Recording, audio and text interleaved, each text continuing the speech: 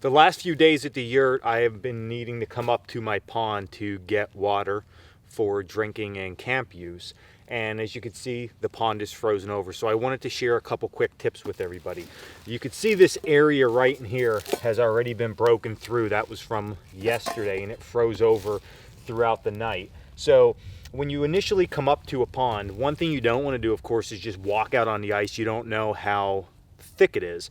And what I can say is, if I would probably go out on this ice and stand, it'll start to crack, and at some point there's probably a weak spot in here, it's going to break through. And my pond gets pretty deep pretty quickly. So I really need to just work around the edges. So there's a couple different things you can do. Number one, you can take your axe and then just bust the ice apart like that. That will work just fine. Or you can just take your foot and give it a good stomp, and that should crack the ice. Either way, what's going to happen though when you do that is you're going to stir up all that dirt and debris on the bottom of the pond, and you're going to have real murky water. So we don't want that. We want as clean a water as we can get out of the pond initially.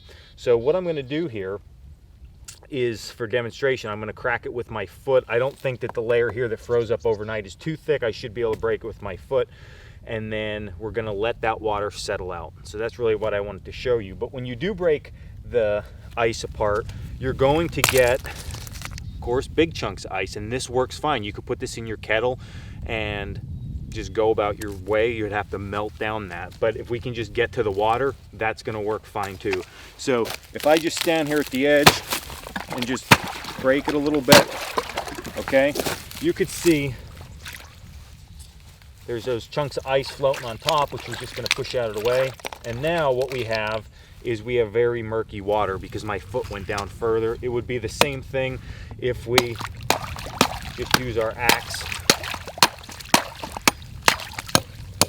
and bust that through, okay? I like to just take my hand and scoop off that ice off the top so I have a good spot to put my kettle. I'm gonna show you a close-up of all the debris now floating around in there. We'll give it about 5 minutes, come back. It's not gonna freeze up that quickly, and I'll be able to dip my pot in. We're gonna have good clean water. About 5 minutes later, we came back, and you can see how nice the water is. All the debris is settled out of the water. Now we can get our clean drinking water. You can see now how all the debris has settled. Time to get our water. So I could fill up my kettle and I'm good to go.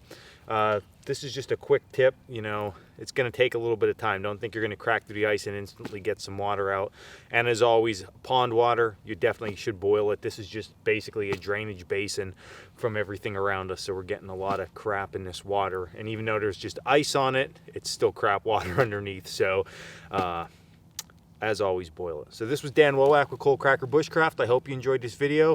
If you haven't already, check us out over at coalcrackerbushcraft.com. And until next video, stay in the woods, guys.